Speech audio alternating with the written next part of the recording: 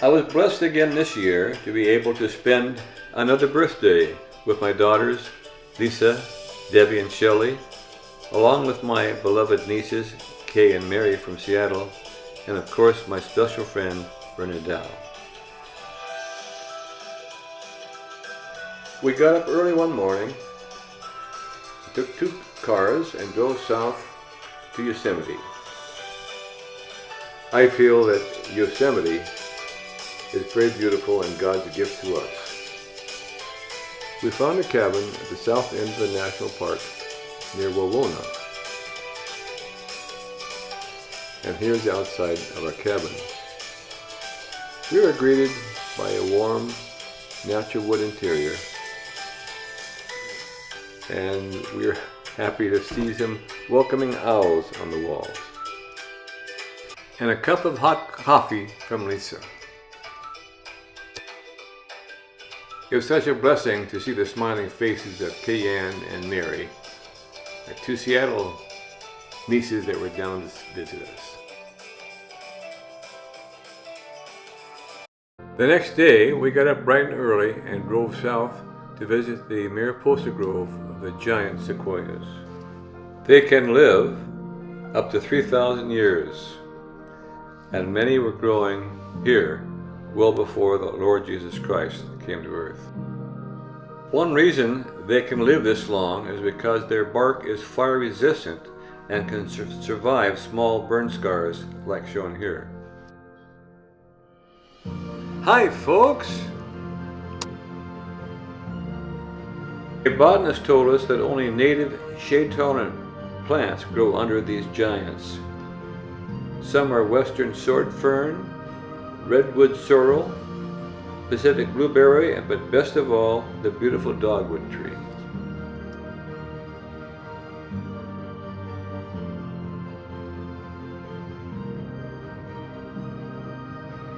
We hiked for a couple of hours, a little higher and deeper into this beautiful, rugged forest.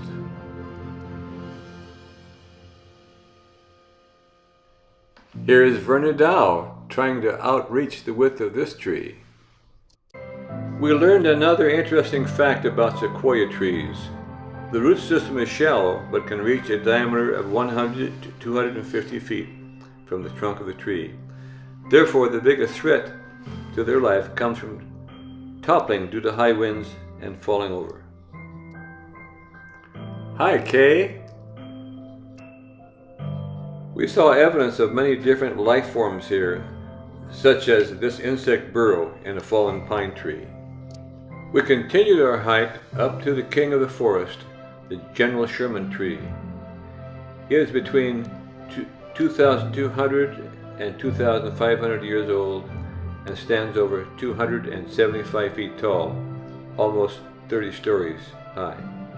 Of course, we all wanted to pose in front of this towering giant.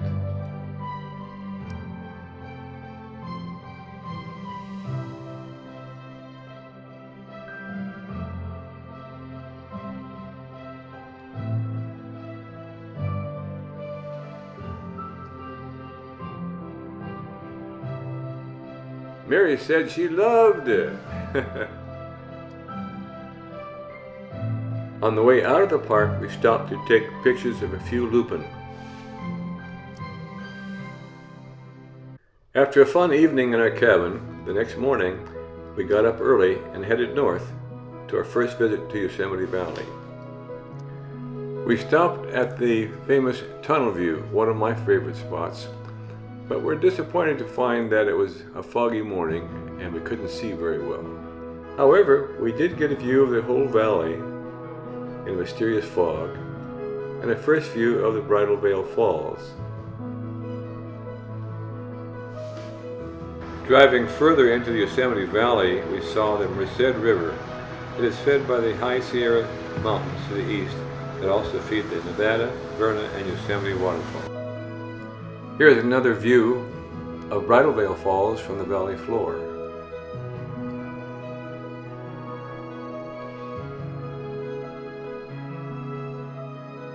We were luckier the second day and had sunshine as we revisited the tunnel view and the Bridal Veil Falls was much prettier. The runoff from the Bridal Veil Falls forms a good-sized river that flows into the Merced.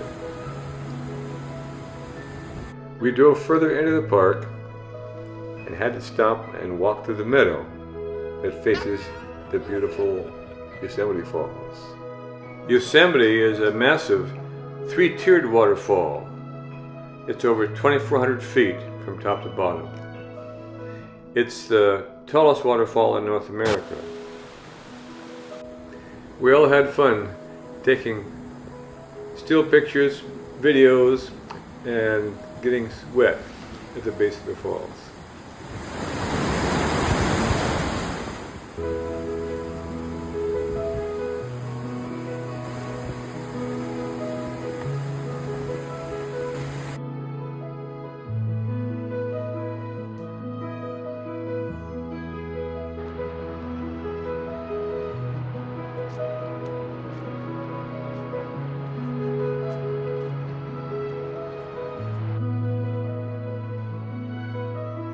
I think we all had fun taking selfies and portraits and groupies, group shots at the base of the falls.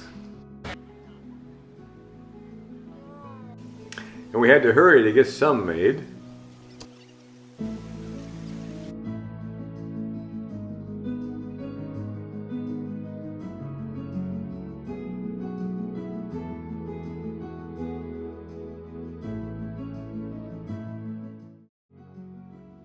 Before we left for the drive home, we paid a visit to the Ahwahnee Hotel. It was built in the 1920s and is famous for its Art Deco and Native American inspired architecture. It was named a National Historic Landmark in 1981. We learned it was featured in Stanley Kubrick's 1980 film, The Shining. Here are a few more views of the interior.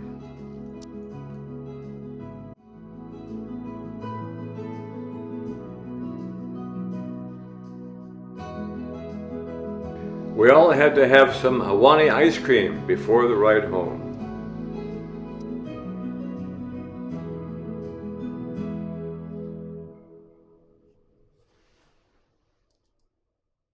Happy trails to you until we meet again.